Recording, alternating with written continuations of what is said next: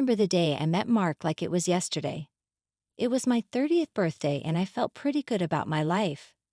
I was working as a project manager at a tech firm, loving both the job and the people there. But that day someone new joined the mix. I walked into the office, coffee in hand, and saw everyone huddled around a tall, dark-haired guy by the water cooler. That was Mark, the new guy from marketing. He seemed a bit cocky, standing there with a smirk, telling some story that had everyone laughing. "Hey Emily, meet Mark. He's joining us for the big project," my colleague Sarah said, waving me over. Mark turned and flashed a grin that caught me off guard. "So you're the birthday girl and the brains of this operation. Nice to meet you, Emily." I rolled my eyes, not sure what to make of him. Brains, yes. Birthday girl, unfortunately, yes. Let's hope you're more than just the charming guy by the water cooler. He laughed, and I couldn't help but smile. "Challenge accepted," he said. Despite all our bickering, we made a great team. It wasn't long before our late-night work sessions turned into late-night chats about everything and nothing. Mark had a way of making me laugh even when the stress was piling on. One evening as we were wrapping up, he stopped and looked at me, a serious look on his face. "You know, Emily, I've worked at a lot of places, but there's something about this team, about you, that's different. It feels like home." I remember feeling my cheeks heat up, not sure what to say. "Well, this team is pretty special and you're not too bad yourself." I guess that was the start of it all. The late nights turned into dinners and dinner turned into weekends spent together. Our colleagues weren't blind. Whispers and nudges followed us around, but we didn't care. We were in our little bubble happy. Even Mr. Henderson, our stern, no-nonsense boss, seemed to soften when it came to us. I remember the day he called me into his office, a rare smile on his usually serious face. "Emily, I've seen a lot of office romances come and go, but you and Mark, there's something solid there. Just don't screw up the project, all right?" he said, half joking. I laughed, feeling a warmth in my heart. "Don't worry, Mr. Henderson. We got the project in this," I said, a feeling of contentment settling in. And then came our wedding day. It was perfect, with our families, friends, and colleagues all there, sharing in our joy. Mr. Henderson's speech brought tears to my eyes, not just for his kind words, but for the look of pride on his face. 2 whole years had whizzed past since Emily and Mark said our "I do." Living in the house I grew up in, now ours, felt like we were building something special, something ours. Mark's touch turned the place from a house to a home. His care and affection were in the little things, the way he'd leave notes on the fridge, the surprise weekend getaways, or how he'd dance with me in the living room to no music at all. Mark's recent promotion at work was a big deal. He came home that day, his grin wide, holding a bottle of the fancy wine we'd been saving. "Guess who's the new sales director?" he beamed, popping the cork. I jumped into his arms, laughing. "I knew they'd see how amazing you are. We need to celebrate." As we clinked glasses, I couldn't help but feel proud. Mark was more than just a smooth talker. He had a knack for making people feel seen, heard. But sometimes I wondered if I was still fully in that picture. Mark's parents, Ted and Martha, were a hoot, loud, loving, and in our business more than I'd admit. Every Sunday dinner turned into an inquisition about grandkids. "So, Emily, Mark, what's the hold-up?" "We're not getting any younger and we need little feet running around." Martha would nudge, her eyes gleaming with expectation. Mark would just chuckle, throwing a glance my way. "Mom, Dad, we're just savoring the newly life, aren't we?" I'd force a smile, my mind racing back to the little hesitations, the slight stutters when we brushed on the topic alone. One chilly evening the house was quiet, the kind of silence that begs for tough questions. I found Mark on the porch, his eyes fixed on the stars. "Mark, can we talk about us, about kids?" I said, my voice steadier than I felt. He didn't turn, just nodded slowly. "Sure, Em, what's on your mind?" I hesitated, the words heavy on my tongue. "Do you really see us starting a family? I mean, it's okay if you're not ready, but I need to know we're on the same page." Mark sighed, running a hand through his hair. "Em, I love you, you know that, and yeah, I want kids, but not yet. Work's crazy and we've barely had time to be us. Let's just enjoy this just a bit longer, okay? His words hung in the air, a mix of reassurance and something else, something like distance. I wanted to believe him, to dive into his embrace and forget my worries, but the way he wouldn't meet my eye, the way his voice wavered, it stuck with me. Dinners with Ted and Martha kept the question of grandkids on the table. Each time, Mark's answers felt more rehearsed, his smile seemed a bit strained. One Sunday, as Martha brought it up again, I watched Mark closely. "You know, Mark, a little one would mean the world to your mom and dad," I prodded gently. Mark's fork paused midair.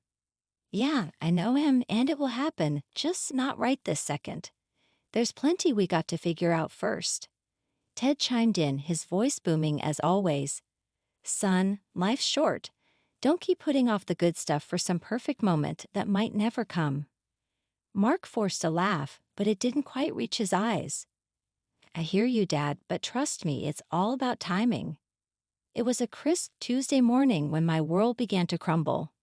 I've been feeling off for a while, and nagging fatigue that no amount of sleep could fix. Mark noticed too, his furrowed brows telling me he was worried even if he didn't say it out loud. You sure you're okay? You've been looking kind of pale," Mark said one morning as we shared a quiet breakfast. I tried to brush it off with a weak smile. "Just a bit rundown, I guess. Nothing a good day's rest won't fix." But the rest didn't help, and deep down, I knew something wasn't right.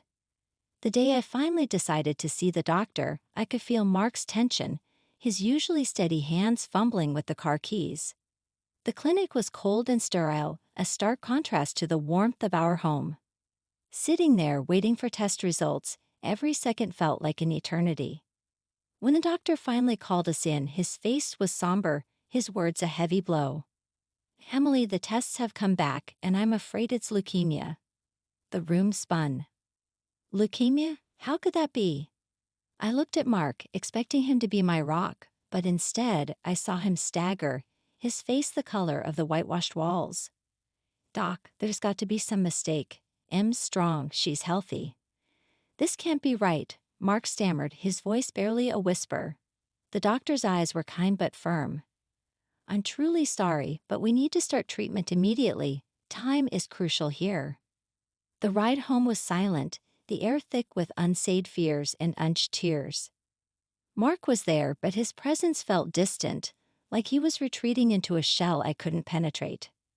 The following weeks were a blur of hospital rooms, IV drips, and the constant beeping of machines. I was fighting the biggest battle of my life, but it felt like I was fighting it alone. Mark's visits became sporadic, his excuses flimsy. "Work slammed, you know how it is, but I'm here for you always," he'd say, his gaze drifting to the clock more often than to my eyes. I wanted to scream, to shake him and wake him up to our reality, but the fight was draining me, leaving me too tired for anger, too weak for confrontation. One evening as I lay in the hospital bed, my body weary, my heart heavy, I caught a glimpse of the Mark I used to know. He sat by my side, holding my hand like he used to, but even his touch felt different. Talk to me. What's going on in that head of yours?" he asked, his voice low. I looked into his eyes, searching for the man I married. "I need you, Mark, not just the version of you that shows up and nods along. I'm scared and I feel like you're not really here with me." He flinched as if my words were physical blows. "I am here, It's just this place, the sickness, it's a lot to handle.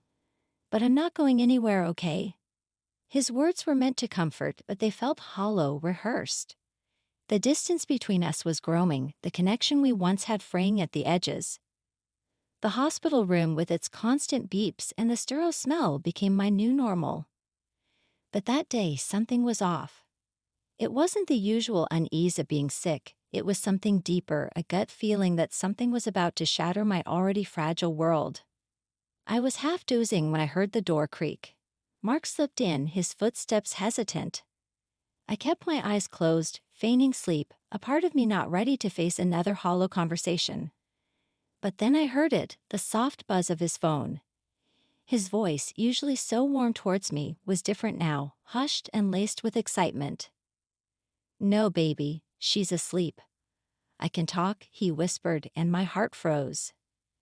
Baby, he never called me that. My breath hitched, and every fiber of my being screamed to confront him, but I forced myself to stay still, to listen. Yeah, it's tough, but what can I do? Just waiting for this whole mess to be over, he continued, and I felt a sting in my chest. This whole mess was that what our life, our love, had been reduced to. I heard a soft laugh from him, one that used to be reserved for our inside jokes. Oh, the inheritance. Yeah, it's all sorted. The house, the savings, it'll all be mine soon enough. Just got to play the part a bit longer. Tears welled up in my eyes. The man I loved, the man I trusted with every piece of me, was plotting his future on my demise. I was nothing more than an obstacle in his path, a mess to clean up. The pain of the betrayal was sharper than any needle, any treatment I had endured. But babe, let's not talk about that now. Tell me what you're wearing, he murmured, and that's when I felt it, the rage burning through the fog of medication and despair. I wanted to leap up, to scream, to make him see the monster he had become, but my body was weak, my voice a mere shadow of its former self.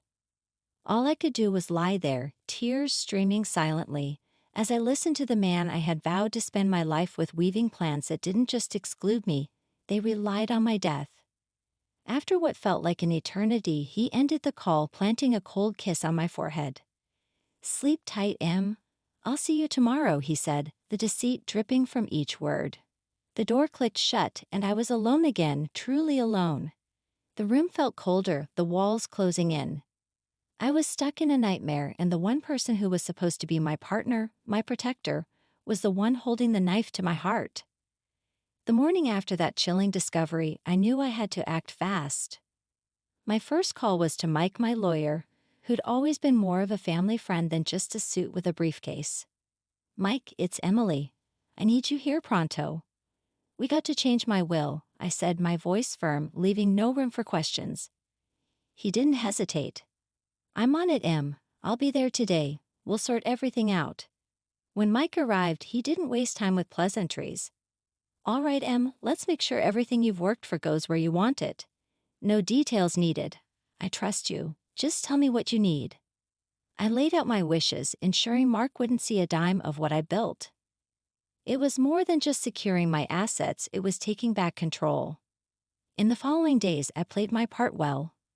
Whenever Mark visited, I closed my eyes, feigning sleep.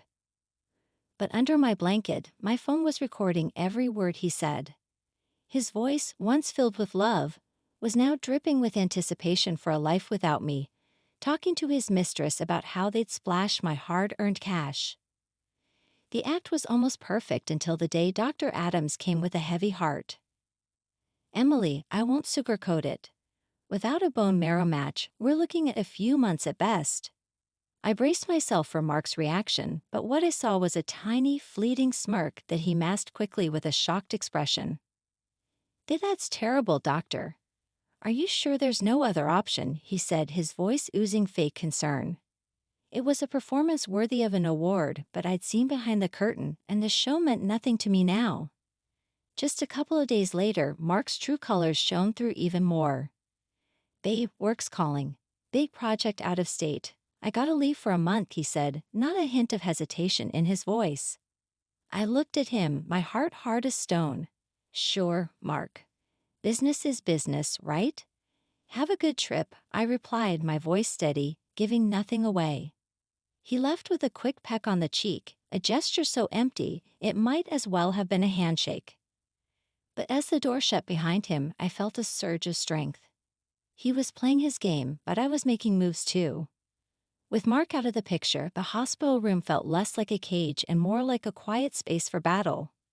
It was just me, the nurses with their silent nods of encouragement, and Dr. Adams, whose steady presence was a beacon of hope in the sterile sea of white. Then one bright morning, Dr. Adams burst in with a grin that stretched ear to ear. Emily, you're not going to believe this. We found a match. A bone marrow donor. It's a chance, a real chance at a new start. The words hit me like a ray of sunlight in the dark. Are you for real, Doc? That's something else, I said. He nodded, his eyes twinkling with a mix of professionalism and genuine joy. It's as real as it gets, Emily. We've got to move fast, prep you for the transplant. It's not going to be easy, but you're a fighter, I've seen it. That news was the turning point. It wasn't just a thread of hope.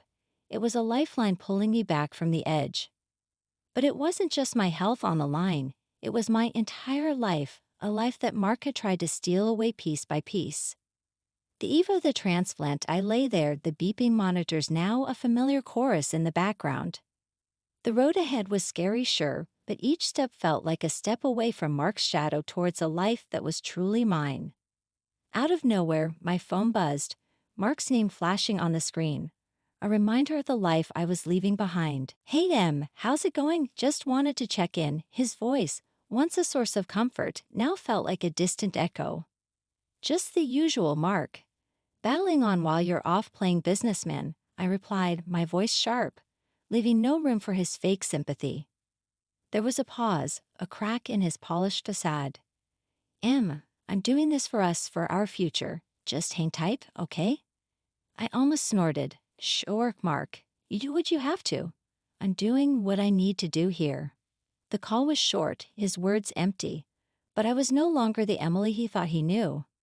I was stronger, ready to face the battle head-on. The day of the transplant dawned, a mix of anxiety and determination. The nurses were my quiet army, their words of encouragement my shield against the fear. "You're the bravest person we know, Emily. You've got this," they said, their hands firm and reassuring. I nodded, feeling a newfound resolve. "Thanks, I'm not just fighting for my life anymore. I'm fighting for the life I deserve." As the meds kicked in, drawing me into darkness, my last thought was clear. I was turning the page, stepping into a future where I was not just a survivor, but a conqueror. The operation was a blur of lights and distant voices, but when I woke up, the world seemed different. The air felt lighter, my breath easier. Dr. Adams's smile said it all before his words did. "Emily, it's a success. You're on the mend." The news was a quiet victory, a moment so profound yet so personal. I chose to keep it close, a secret not ready to be shared, not with Mark, not with his parents, not with anyone. This journey was mine, each step a testament to my will to survive, to thrive. The hospital room was silent, the air thick with the weight of unspoken words and hidden truths. It had been a month since Mark left for his so-called business trip, a month of solitude, of healing, and of planning. When he finally returned, there was no rush to my bedside, no urgency in his step. That's when I knew it was time to play my final card. I picked up the phone, my heart pounding but my voice weak and trembling. "Mark, it's time. I need to see you. I want to say goodbye and read my will," I whispered into the receiver, my words heavy with faint sorrow. He was there faster than I expected, his eyes scanning the room, looking for the dying wife he expected to find. I lay there, frail and pale, a perfect picture of defeat, but inside I was anything but defeated. As he approached with a forced look of concern, I murmured, "Mark, there are others coming, witnesses for the will." His face dropped, confusion and fear mingling in his eyes. "Witnesses? What are you talking about, Em?" The door opened and in walked Ted and Martha, their faces etched with worry, followed by Mr. Henderson, his brow furrowed in a mix of concern and curiosity. Mark's voice trembled, betraying his composure. "Mom, Dad, Mr. Henderson, why are you here?" Ignoring his question, I reached for the remote, my fingers steady, my resolve unwavering. The room fell into a hushed silence as I pressed play, and Mark's own words began to fill the space, each syllable a nail in the coffin of the life he had so carefully constructed. His voice, so familiar yet so foreign, spoke of waiting for my death, of the inheritance he'd claim, of the lies he'd spun. He laughed at the expense of his parents, bragging about the money he'd swindled from them under the pretense of my treatment, money he'd squandered on lavish escapades with his mistress. He boasted about the funds he'd taken from Mr. Henderson, all while planning a future that banked on my demise. The recording ended, and the room was engulfed in a stunned silence. Ted's face was red with rage, his hands clenched into fists. You're nothing but a snake. We raised you without denying you anything, and this is how you repay us?" Martha's tears flowed freely, her sobs a testament to the heartbreak of a mother betrayed. Mr. Henderson stood, his expression steely, the disappointment in his eyes more piercing than words could ever be. "Mark, I trusted you, supported you. You've not only lost your job, but expect a legal battle. You'll answer for every single penny." Mark's facade crumbled, his pleas for forgiveness, his attempts at justification falling on deaf ears. "Please, it wasn't like that. I didn't mean," he stammered, but his words were lost, drowned in the sea of his own deceit. As the guards entered to escort him away, his cries and promises echoed hollowly against the walls of the room. The truth was laid bare, and the consequences were his alone to bear. The divorce papers had been filed, a clean cut from a man who turned out to be a stranger. "I want him out, Mike, out of my life and out of my finances. He's not getting a dime," I said with a newfound assertiveness, my lawyer nodding in agreement. "He won't, Emily, I'll make sure of that. We'll hit him with everything we got. Treason doesn't pay," Mike assured me, his words a solid promise. Ted and Martha, once in-laws now turned allies, had made their stance clear. "Hell, no son of ours. Not anymore. We raised a boy, but somewhere along the way he turned into a monster." Ted's voice was stern, a mixture of anger and disappointment. Martha, her eyes still tinged with the hurt of betrayal, added, "We're with you, Emily, all the way.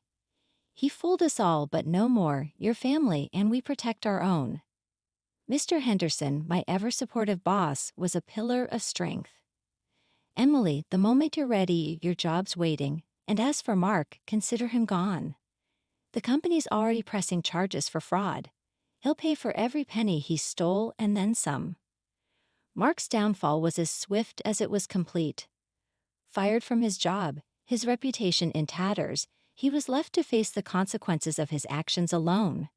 His mistress, the woman he pinned his hopes and dreams on, turned her back the moment his pockets turned empty. A fitting end for a man who thought he could have it all by stepping over others. As for me, I lay there, the pieces of my broken life slowly coming back together. The wounds were still fresh but healing, a testament to the battles I'd faced and won. The road to recovery was long, but with each passing day, my strength returned, a silent nod to the resilience that had carried me through the storm. "Emily, you're a fighter. Always have been," Mr. Henderson's words echoed in my mind, a reminder of the journey ahead. "The company needs you, but more importantly, you need to take this time to heal, to rebuild. We'll be here whenever you're ready."